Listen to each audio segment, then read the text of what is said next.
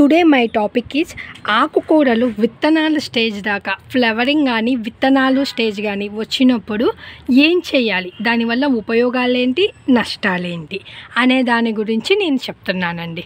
ఇది వచ్చేసి ఒక బచ్చలి కూర అండి. ఒక్కొక్క ఏరియాలో ఒక్కొక్క రకంగా పిలుస్తారండి. ఇదంతా నాకు ఫ్లవరింగ్ స్టేజ్లో ఉందండి, ఫ్లవరింగ్ అండ్ సీడ్లింగ్ స్టేజ్లో ఉందండి.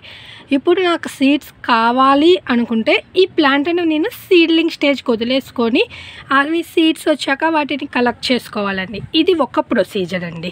అండ్ సెకండ్ ప్రొసీజర్ వచ్చి మీకు ఈ సీడ్స్ అవసరం లేదు అన్నప్పుడు ఏం చేయాలి అంటే మీరు సింపుల్గా ఆ ఫ్లవరింగ్ స్టేజ్లో ఉన్నప్పుడే మీరు ఆ ఫ్లవర్స్ ఆ డిప్స్ అనేవి మీరు కట్ చేసేసేయాలి. ఇవన్నీ కట్ చేసేసి మీరు కంపోస్ట్లో కానీ ఏదైనా కంటైనర్లో కానీ వేస్తే అవే ఆటోమేటిక్గా రీగ్రో అవుతుందండి. లేదు అనుకుంటే కలెక్ట్ చేసుకునే పని అయితే వీటిని కలెక్ట్ చేసుకొని ఎండబెట్టుకోవచ్చండి. ఇప్పుడు దీనివల్ల మన ప్లాంట్కి వచ్చిన నష్టాలు ఏంటంటే ఎప్పుడైనా మీరు ఆకుకూరలు ఫ్లవరింగ్ అండ్ సీడ్లింగ్ స్టేజ్కి వస్తే ఆ ఆకు అనేది చాలా చిన్నదిగా అయిపోతుందండి compared to regular plant without seedling and flowering stage plant and seedling stage and flowering stage plants leaves నేను ఈరోజు మీకు చూపిస్తానండి. ఇవి ఈ స్టేజ్కి వచ్చాక మీరు ఈ ఆకులు చూస్తున్నట్లయితే మ్యాక్సిమం సైజ్ వచ్చేసేసి ఈ సైజ్ అండి. ఇంతకంటే పెద్ద సైజు లీవ్స్ అనేది లేవు, ఎందుకంటే ఈ ప్లాంట్ అనేది ఫ్లవరింగ్ అండ్ సీడ్లింగ్ స్టేజ్కి వచ్చేసేసింది కాబట్టి. ఇప్పుడు మీరు చూస్తున్న plant without seedling stage plant అండి. ఇది చూస్తే మీరు ఎంత హెల్దీగా ఉందో ఈ ప్లాంట్ అనేది, ఎందుకంటే ఇది సీడ్లింగ్ అండ్ ఫ్లవరింగ్ స్టేజ్కి అనేది ఈ ప్లాంట్ అనేది ఇంకా రాలేదు కాబట్టి.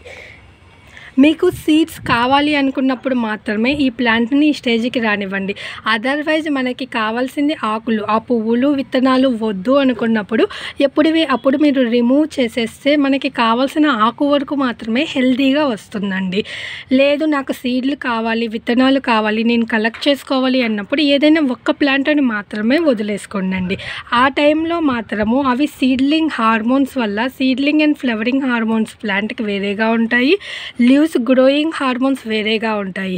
అందువల్ల ఆ స్టేజ్కి అంటే ఫ్లవరింగ్ అండ్ సీడ్లింగ్ స్టేజ్కి వచ్చినప్పుడు ఆ ప్లాంట్ అనేది ఆకులు చాలా చిన్న చిన్న సైజులోనే వస్తాయండి. అలాంటి ప్లాంట్ని మనము సీడ్లింగ్ స్టేజ్కి వచ్చిన ప్లాంట్ నుంచి మనము ఆకులు పెద్దవిగా హెల్దీ ఆకులని మనము ఎక్స్పెక్ట్ చేయలేము.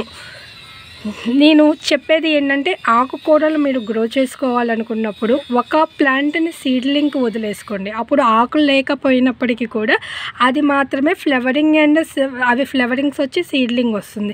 రిమైనింగ్ అన్నీ మీకు అవసరం ఉంటే కోసుకోండి, అవసరం లేకపోతే ఎవరికైనా ఇచ్చేసేయండి. అప్పుడు ప్లాంట్ గ్రో అనేది బాగుంటుంది. లేదంటే ఇట్లాగా మీరు చూసినట్లయితే ఇలా ఫ్లవరింగ్స్ సీడ్లింగ్స్ వచ్చేసేసేసి ఆకు చిన్నదిగా అయిపోతుంది, అది ఉపయోగపడదు అనమాట. అంటే క్వాంటిటీ తక్కువగా వస్తుంది. అదే మనకి పెద్ద లీవ్స్ హెల్దీ లీవ్స్ ఉంటే అవి కొంచెం లీవ్స్ అయినా సరిపోతాయి. కాబట్టి మీకు యూజ్ ఉంటే వాడుకోండి, యూజ్ లేకపోతే ఎవరికైనా ఇచ్చేసేస్తే మళ్ళీ నెక్స్ట్ వచ్చే గ్రో అయ్యే ఆకులు హెల్దీగా వస్తుంది. అప్పుడు అది ఫ్లవరింగ్ అండ్ సీడ్లింగ్ స్టేజ్ హార్మోన్లలోకి వెళ్ళకుండా ఉంటుంది.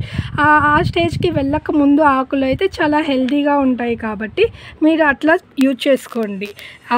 ఇది ఆకుకూరల్ని గ్రో చేసుకోవడానికి ఇది వన్ ఆఫ్ ద టిప్ అని నేను అనుకుంటున్నాను.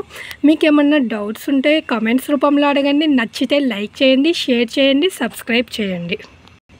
Thank you for watching.